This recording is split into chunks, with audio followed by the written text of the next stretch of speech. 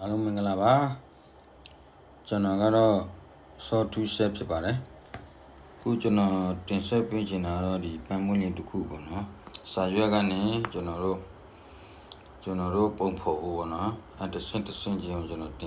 တင်ဆက်ပေးဖို့ဖြစ်ပါတယ်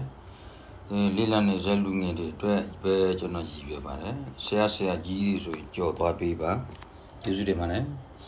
ကျွန်တော်ဒီဇိုင်းကနေစပြီးတော့ကျွန်တော်တို့စဖော်ပြီပေါ့နော်ကျွန်တော်ကတော့ဒါမူထုတ်ဖို့ပေါ့နော်အချက်အရင်အများကြီးလိုတဲ့ခါကျတော့ကျွန်တော်တို့မူနဲ့ပဲသွားမယ်ထုတ်ပြီးတော့ကျွန်တော်တုံးတာတော့နည်းပေါ့ကက်မီကယ်ရှွန်းပေါ့နော်ညီစီလို့လည်းခေါ်တော့ဖျောင်းရှွန်းလို့လည်းခေါ်တယ်အဲ့တော့ကျွန်တော်တုံးပြထားပါတယ်ကျွန်တော်မူဖမ်းမှလည်းပြီးလက်မြင်မူနဲ့ပဲပေါ့နော်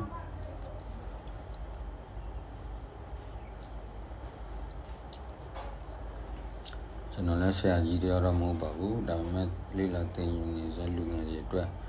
တခုလေးတော့သူတို့ရရှိနိုင်မယ်လို့ကျွန်တော်မျှော်လင့်ပြီးတော့တင်ဆက်ပေးပါတယ်အများနဲ့လည်းကျွန်တော်တင်ဆက်ပေးမှာဖြစ်ပါတယ်မတင်ဆက်ဖြစ်တာလည်းတော်ကြာပြီအခုကတော့စူးစမ်းပြီးတော့နိုင်တယ်လို့ရတဲ့လောက်လေးရတဲ့အချိန်လေးနဲ့ကျွန်တော်တေချာတိဖြတ်ပြီးတော့တေချာရိုက်ပြီးတော့ဗီဒီယိုရိုက်ပြီးတော့တင်ဆက်ပေးမှာဖြစ်ပါတယ် like and share လေးကျွန်တော်ကူညီပေးကြပါ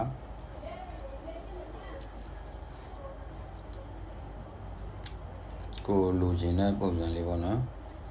ကျွန်တော်အခုကကြာဘူးလေးကိုဟိုနေပေါ့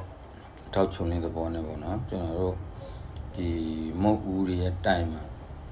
မြောင်းလေးဖော်တာပေါ့နော်အဲ့တော့စိတ်တိုင်းမကြပါဘူးစိတ်တိုင်းကြဖြစ်သေးပါဘူးသို့တော့အချိန်ရလဲလုပ်ငန်းခွင်ထဲမှာဆိုတော့အချိန်ရလဲပဲကျွန်တော်တို့ကြည့်ရပါသေးတယ်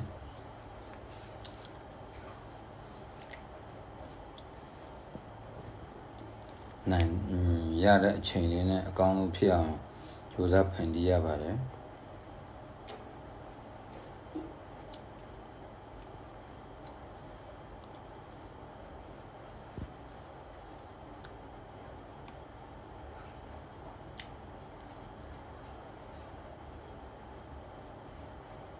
ဟုတ်ကဲ့ပါဆိုရင်ကျွန်တော်တို့ပြီးစီးသွားပြီပေါ့နော်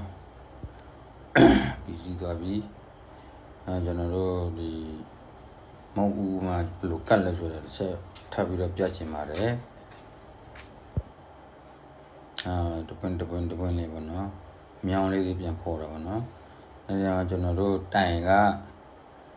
ဘယ်လက်မှလဲပန်းပင်ခုဝင်မလဲဒါလေးတော့တေချာတွက်ပြီးတော့ဒီဇိုင်းထုတ်ရတာပေါ့ဗျာအဲ့လိုကျေးဇူးတင်ပါတယ်